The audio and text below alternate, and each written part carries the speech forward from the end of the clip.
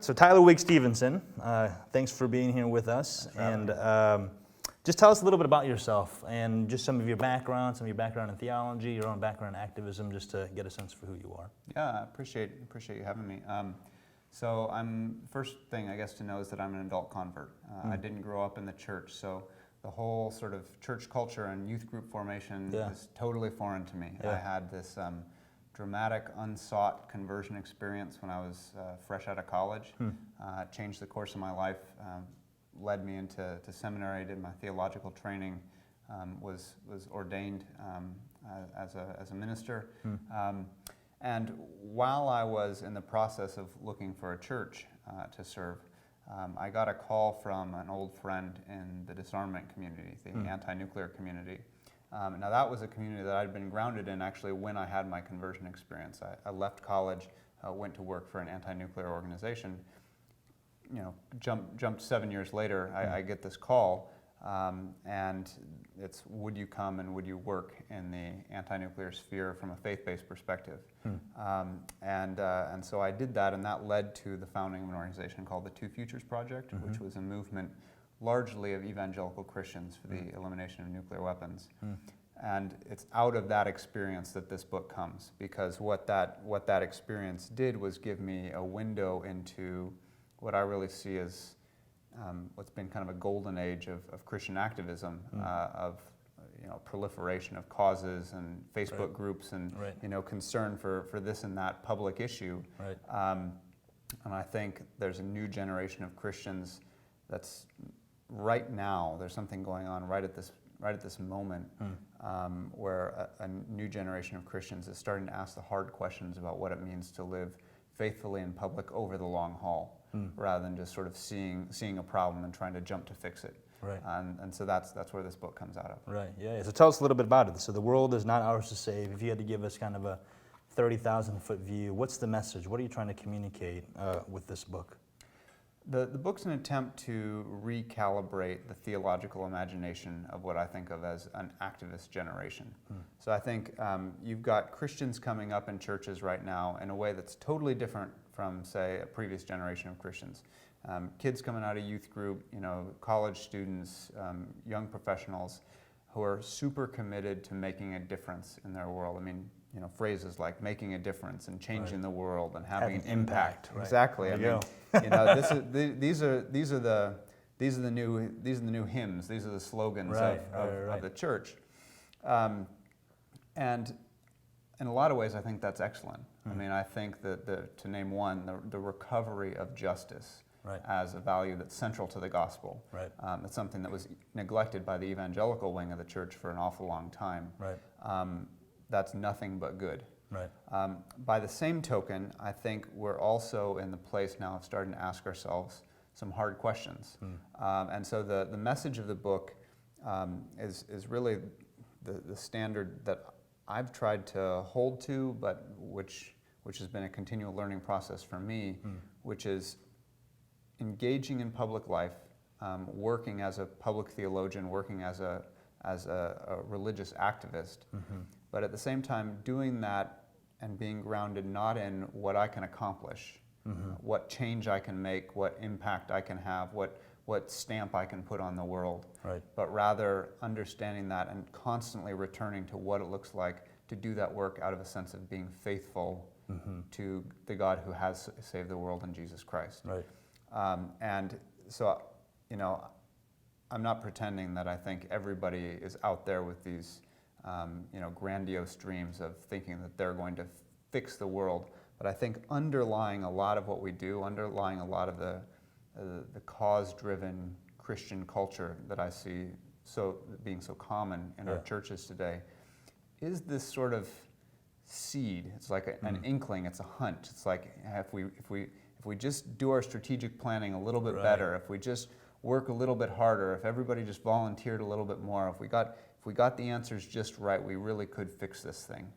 And that seems to me to be like a small hairline crack in an otherwise strong edifice, something that eventually will spread and really cause substantial problems over the long haul. Right.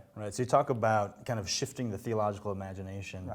I think I was hearing you kind of unpack this already, but how would you characterize maybe what that theological imagination was, and what's the shift that you want to see? Like, how would you characterize where we are in this cultural moment? What's the imagination that's captured us, and how should it look different in your mind? Well, I think it's important to look at where we've come from. So I think that any Christian living after 1968, roughly, is an activist Christian. What's 1968? 1968 is just sort of the pivot point for a whole generation. You know, it's when the cultural upheaval of the 60s started to hit its full swing. I mean, it's right after the founding of the National Organization of Women. You know, the civil rights movement. Dr. King was assassinated that year. Bobby Kennedy was assassinated that year. Vietnam really started escalating, so you've got the peace movement. The Stonewall riots followed the year after that. Earth Day was the year after that. And so you've got, I mean, it's a placeholder to some extent. But you've got this real sort of movement in the culture where movements become mainstream, and where you can really start to see the power of movements to change the social realities that we live in. If you think that, I mean, if you think that coordinated action can make a difference at a social level, then I think you're an activist. Whether or not you're waving a placard in the street. You've got an activist sensibility. And I think that's deep in our culture right now. Now, the next generation, at least among conservative Christians, is known for focusing on just a few issues, and obviously the foundation of the religious right, you know, Christian coalition, moral majority stuff. And that's how that generation responded to the cultural upheaval of the 60s. The next generation after that, you start to see what I think of as like the cultural mandate. So it's, you know, it's, okay, we're not just going to be about this small group of issues. The Bible speaks to a much greater reality than just these narrow questions around sex and gender. And we need to be faithful in these ways. And I think we've just come through a generation of kind of exploring that, like the recovery of justice, the real concern among Christians right now around trafficking, both for labor and for sexual exploitation, the movement of Christian conservation, stewardship, environmental concerns, to some extent a revival of a Christian peace movement. Certainly I'd think of my own work in the anti-nuclear movement as, you know, okay, this is a dimension of fidelity that I don't think we'd talked about. And now I think people are now pretty used to this script. They're like, okay, you know, comprehensive, holistic Christian living means being concerned about a lot of things. The question is, where do we go from here? You know, what's this look like once we're really living these out? Once we've sort of uncovered the various spots that we left neglected for a little while. So I'm hearing there, correct me if I'm wrong, but I'm hearing there maybe a generation ago, a lot of the optimism was around political levers as the means towards cultural change, so the religious right and that sort of everything. But maybe now that's expanding, so it's a much broader cultural approach, and whether it's movements or kind of more of a grassroots activism that's less of a top-down, and so we're seeing that being more pervasive and not just contained to that one sphere of politics. I think that's right. I mean, the only thing that I'd add to that is that I think that the shift away from the political has happened. So I think we've had, you know, if you clocked it, you know, I think the apex of conservative Christian theological power was probably the election of George W. Bush for the first time, for his first term. And that was, I think, sort of the crowning political achievement of a generation of conservative Christian organizers. But that generation has started to fade away. And now I think the cultural, what we might call like the cultural mandate folks are firmly in power. What I'm interested to see is what's the next generation going to do? What are the young people who are coming out of college right now? I'm not at all convinced that they're going to think this cultural focus that the current generation has put in place, that they're going to stick with that. I'm not sure that's going to be satisfying over the long haul. I mean, who are we to imagine, oh, we've finally figured out the way to live out our faith in public, and you know, generations can keep it up just like we did. So I think it's going to be really interesting to see where they go with it. So I think we're at this moment of real ferment in terms of what it looks like to live out in public. I could see One possibility being, with the emphasis, I think the local is a pretty strong theme right now, being local to where you live, your city. People want to eat local, use local resources, local businesses. Right. I could see that being the platform for a move away from any kind of comprehensive cultural stuff at all. Yeah. Just like, I'm going to take care of my spot, and that's what I feel like I'm called to do. I think that would be a mistake, but I could readily see it happening. So I don't think we know where it's going to go. Right. Why do you say it might be a mistake? Well, I think it's a mistake for the same reason that turning our backs on the political system was a mistake. It's an overcompensation for whatever the previous generation might have done a little bit wrong. Yeah. I'm not interested in carrying water for the religious right. I mean, that's not me. Right. But by the same token, I think that the walking away from politics altogether, you might have heard people say like, well, politics is downstream from culture. I don't think it's a stream. I think it's a pond. And with swirls and eddies. Yeah, and the water, it's just kind of all circulates around. And I think we walk away. There is a lot of power in the political system, and if we leave it to those who have no Christian concern, that's really not a neighbor-loving orientation. Right. It can corrupt. Well, so can cultural influence. I mean, part of the point of this book is that no sphere of human activity is the one where we're going to get it right. Like if we just pick the right place to intervene, then we're okay. Right. So it might even be like an overly strategized approach to say, boy, this is the magic bullet. That's right. Politics is the magic bullet, culture is the magic bullet, locality is the magic bullet, and maybe it's that impulse that just is reductionistic, just oversimplifies an enormously complex thing that we call human culture, right? And that might be an oversimplification. I think that's right. You talk, one of the things that was surprising in a good way in the book was you talked about industry as an important piece of God's peaceable kingdom. So part of what should dictate our imagination, our theological imagination, is this notion of industry or work. And you specifically pulled out an example of a business. I mean, this wasn't a nonprofit, this was a for-profit company. In the business world, typically in a world where it's like, well, isn't the bottom line just making money? And yet you held that up, and industry in particular, up as one of the signs, one of the main, I think you had 9 signs, you had 3 chapters with 3 each. That's right. One of the main 9 features of a peaceable kingdom. Talk more about that, because I found it to be fascinating. I loved it. Just would love to hear more about that. Yeah, so the industry in question is a company called Demdeco, run by a guy, Dave Kiersnowski, and his wife, Demi. They make stuff that like gets sold in Hallmark, figurines and sort of little inspirational stuff. And that's their company, and they're based in the heartland of the United States. But they've made a decision to run their business in a way that they think recovers sort of the virtue of work. And so comprehensively across the board, decisions in that company are made around human welfare. That's what they think this business is for. So they're fair to their suppliers, they're fair and good to their employees. They have a real commitment to beauty in their own headquarters. They commissioned art, they've got a library, they do a lot of stuff to facilitate the family life of people who work for this company.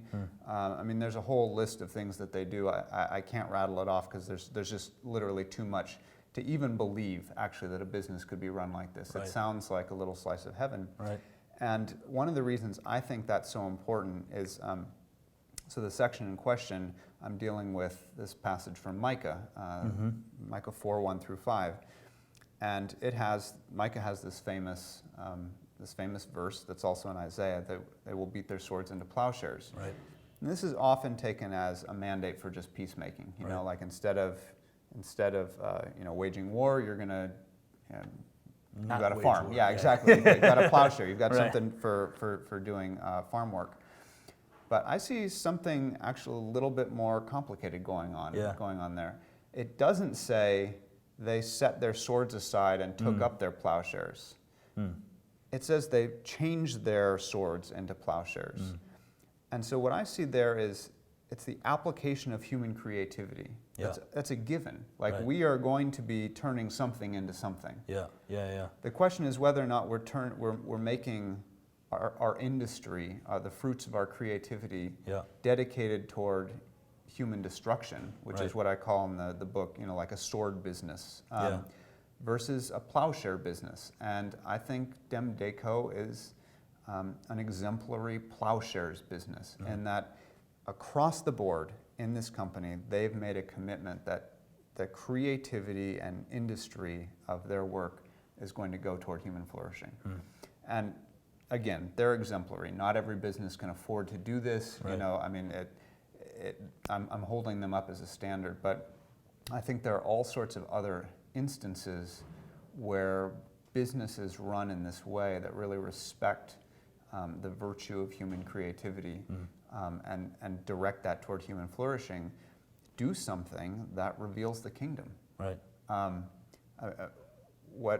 One of the things that I really lament in the rising generation is the conviction that nonprofits are better than for-profits. And the idea that there's something sanctified about a 501c3 tax status. Go about your business, and then if you want to do something really good, give your money to charity or start a nonprofit. Right. And I can say, as someone, I've never worked in the for-profit sector. Well, once I've worked for a publisher, but it was very quick. I've spent most of my adult life in the nonprofit sector, and it has its virtues. There are things that can never be leveraged for profit, and it's important. The nonprofit sector is deeply important, but it's not paramount. Right. And when you see businesses that self-sustain, that generate welfare from the beginning to the end of their supply chain, I think you see an alternative that I wish more young Christians would get enraptured by. Right. The idea that, to come up with an exciting project that's going to generate welfare and prosperity, and I use that word very cautiously because I don't want to, don't get me wrong, and I'm preaching a prosperity gospel, not one bit, but it's not just about charity to alleviate poverty. It's about creating the material conditions for human flourishing. Right, for flourishing, right, Yeah. exactly right. Because that economic side of life, and we're not even talking about, well, maybe we are, but we're not even talking about the luxuries of life. It really is more human beings flourish in a place where economically there's security, where there's the ability, there's a humanizing aspect to that economic life. It's not kind of this grinding poverty. And what is it that's going to lift somebody out of a working level of poverty? It's good business practices, right? It's businesses that are hiring, that are paying fair wages. It's businesses, or it's even inspiring entrepreneurship in people who are kind of maybe on the margins of poverty, and yet you can coach them, and they can. So there's all sorts of good in the business world. I think you're right, because when we work with younger folks in our congregation, and we try to do our best as far as giving them a vision for their work as kingdom work. And yet I think oftentimes we'll hear how a lot of these folks, having caught that vision, feel like they need to leave the for-profit world and into a nonprofit world, because there is kind of an assumption of a greater nobility in that world, or that there's something about making money that feels inherently wrong or dirty, or something they need to feel badly about. And yet if we really believe the idea that wealth is generated, that's not a zero-sum game, that wealth is generated, and that the people who are running those businesses can view the use of their capital in a way that seeks human flourishing. That the good that can be done there is remarkable. So I'm reminded of that. There's a section in Les Mis where Jean Valjean, I don't even know where he is at this point. It's early on in the book, and he's in a small town, and he basically runs a factory. And it's because of his virtuous running of that factory that entire town begins to flourish. He ultimately becomes mayor and that sort of a thing. But to me, that was just a beautiful little parable, I suppose, of the kind of good that a business can do when it's really driven by some of these principles and visions. Yeah, I think that's dead on. I also think that example really also hits at the limitation of this too, because of course that's the crisis that leads him to turn himself in. Because someone's going to be convicted, and it's not just, oh, I don't want to go back to jail. He's saying, if I turn myself in, this factory is going to collapse. What am I supposed to do? And so it does show the limits. It doesn't let you become a total pragmatist. It doesn't let you say, justify yourself by the wealth you're creating, the good you're doing. Right. It says at the end there is a truth that demands your utter allegiance, and it's not on him, the survival, it's not on him to maintain that factory. It's not on him to make sure that stays running. Right. It was his to steward, and then it ceases to be his when the truth is demanded of him. Right. And so that, I think, is the important just kind of check to the pendulum swing, because the other thing I want to be very careful about is in praising industry, not to baptize capitalism as God's own economic system. That's right. And I think we need to have a healthy criticism of the economic structures that we live in, and say, really how these do not map onto the kingdom of God. Right. And actually, what I think is one of the reasons why I think, and I'd be interested to chat more about the ministry that Redeemer has in the workplace. One of the reasons I think that's so important is that it's such a spiritually fraught place. Right. Because it's really easy to say, like, oh, I'm gonna go into this industry and I'm gonna make a lot of money, but then I'll give more of it away. But we all know, like, when you're getting paid more, the desire to sort of elevate your lifestyle a little bit more, and it's like, well, you've got to kind of live like your neighbors live. Like, the temptations are so thick in a way that's not there if you don't have as much. Right. So I'd be interested to hear. I mean, do you find that people coming to Manhattan to work, coming to the 5 boroughs to work, because I know Redeemer's reach is bigger than just Manhattan. Right. I mean, how do people wrestle with this in terms of their own vocation? How do they deal with the massive amounts of power and money that are available to smart, capable people in this town? Right, yeah. I mean, it's definitely a struggle. And I feel like people kind of go through all the sorts of things that we've been talking about. So there's an entree into a lot of wealth and power and that sort of thing. So there's initially kind of a genuine enjoyment of it. Sometimes they can kind of, the pendulum swings too far and that sort of thing. And then there's kind of a settling in, and a sense sometimes that the impulse is, I just got to give more away, or I got to get involved, I got to get on boards of charities, I got to go to all the benefits that I get invited to in the spring and that kind of a thing. And then the pendulum kind of swings the other way, and it actually takes a very mature believer to really start to feel comfortable in this place of power and wealth or whatever as a calling of God, right? That this is where God would have me to be. Right. And though it might be morally easier maybe for me to leave this and go into the nonprofit world, this is the place that God has called me to be. And the question becomes, what does faithfulness to God look like in this place? And I have to say, there are plenty of people who will go through that, and I really feel like the difference is that these people are in community with other people who are wrestling with these same questions, and that there's a genuine asking, what does it mean to be faithful to God in this environment? And without that sense of community, people can oftentimes feel very lost, or plenty of people leave a very lucrative for-profit career into the nonprofit world. And that's, not there's anything wrong with that, right? But that can sometimes be just the easy route, and not one that's entering into all the dangers or the pitfalls of life in that world. And so I would say that a lot of that is a community, a lot of that is being able to have conversations with pastors, and I think being a pastor here in Manhattan has made me realize, boy, those folks need pastoring. Yeah.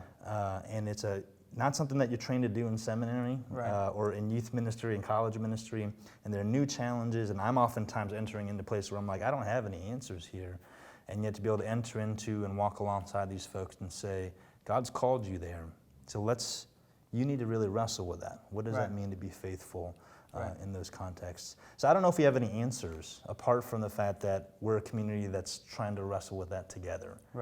And maybe that's the best place to be, I'm not sure. Yeah, well, I mean, I honestly think that's as good as we can do. I mean, if there were a silver bullet, a theological silver bullet, someone probably would have thought of it by now.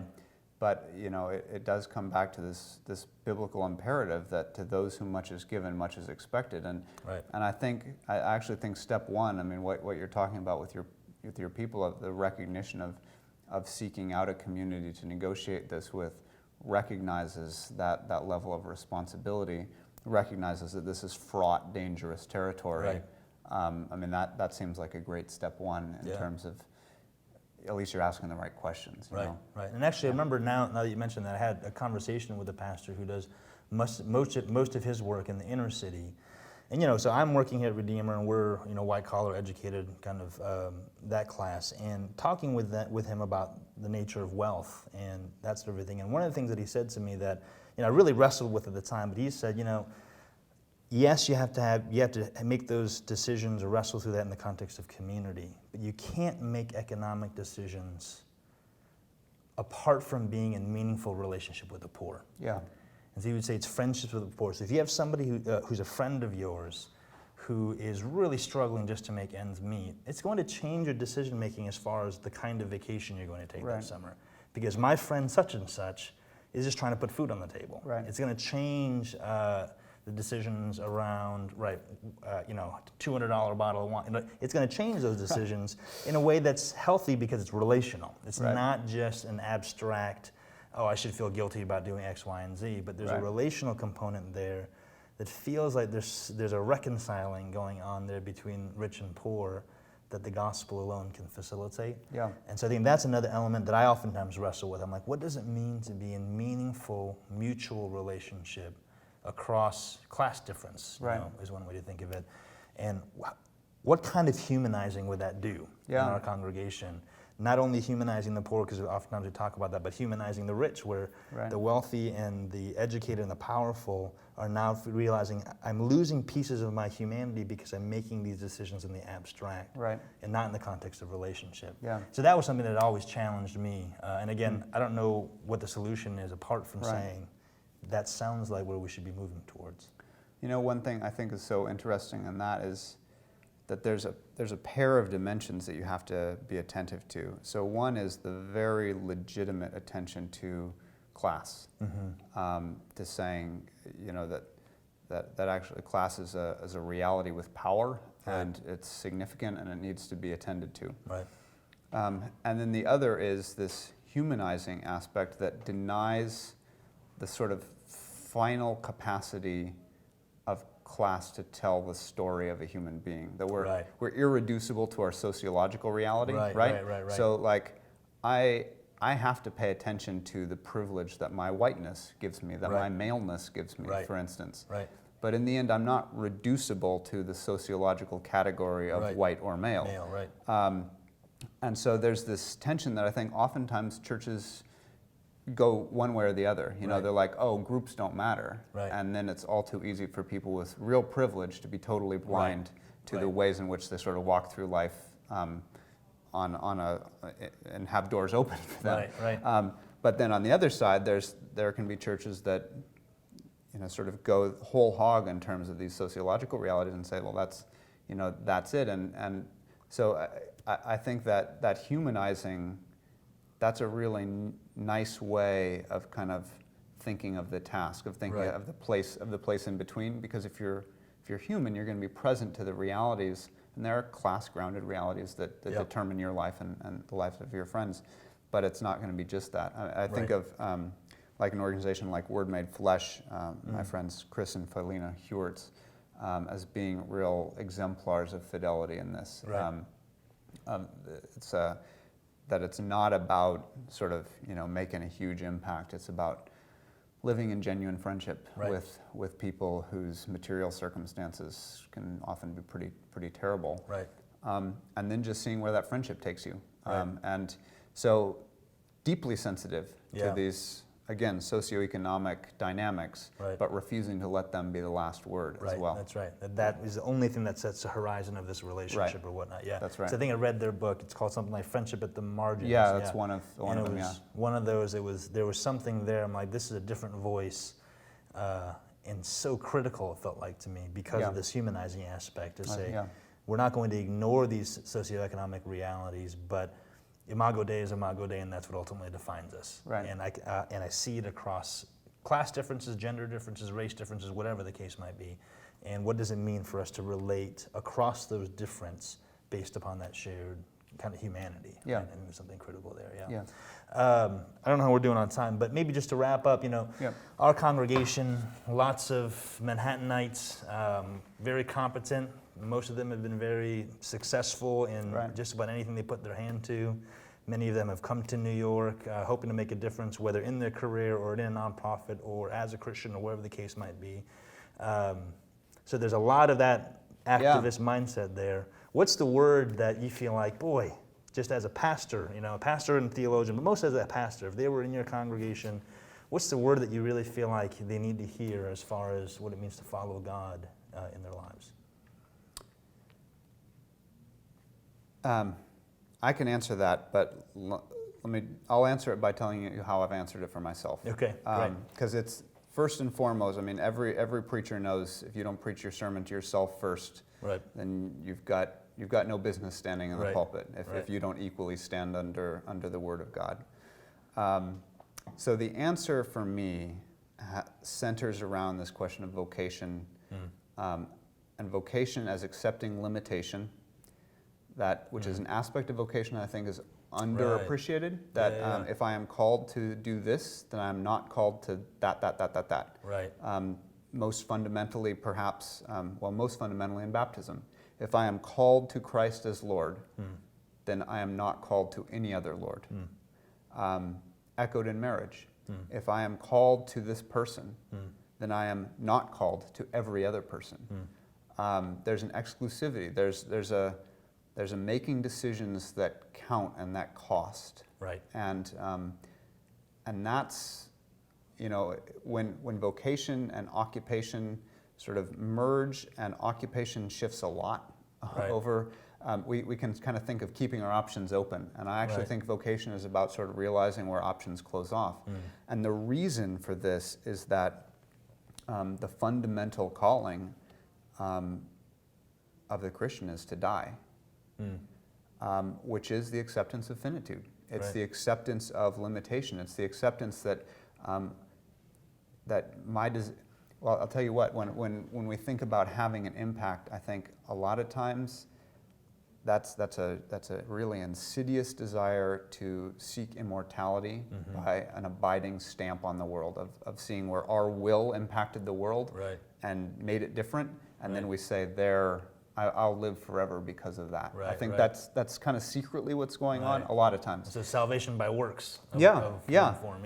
And so I really think, for me, this acceptance of vocation, and I'm still, it's an ongoing process, but it's learning how to die. And if this is part and parcel of the Christian vocation. Of course, the famous Bonhoeffer quote, when God calls a man, he bids him come and die. Well, it's also that we die to sin in baptism. We die to the world in baptism, and then we live every day as condemned, dying people and picking up our cross. That's what it means to carry the cross, is to exist as a condemned person. And I think this generates humility. It says, if today.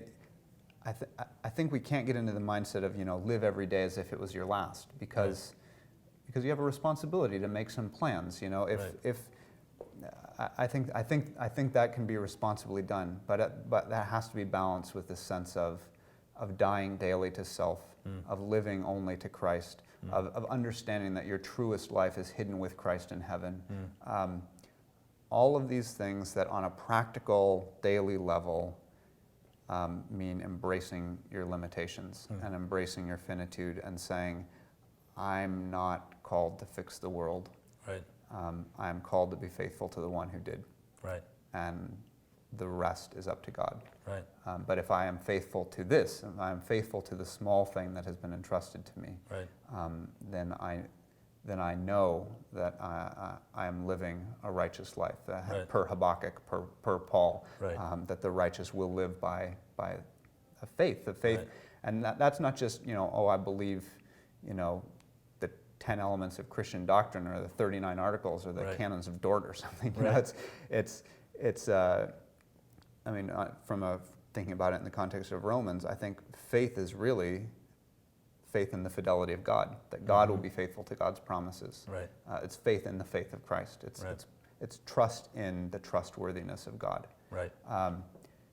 And that enables us to live in fundamentally different ways than than we might otherwise feel if our lives are run by ambition. Right. It reminds me, the very last chapter in Jacques Ellul's book, the Politics of God and Politics of Man. Very last chapter, it's entitled something like A Meditation on Inutility. And nice. The basic premise, I mean, there's a lot in there, I'm just like, I'm not sure if I agree with that, but the basic premise of the entire thing was basically human freedom is found in the fact of our embracing our uselessness at the hands of our Creator.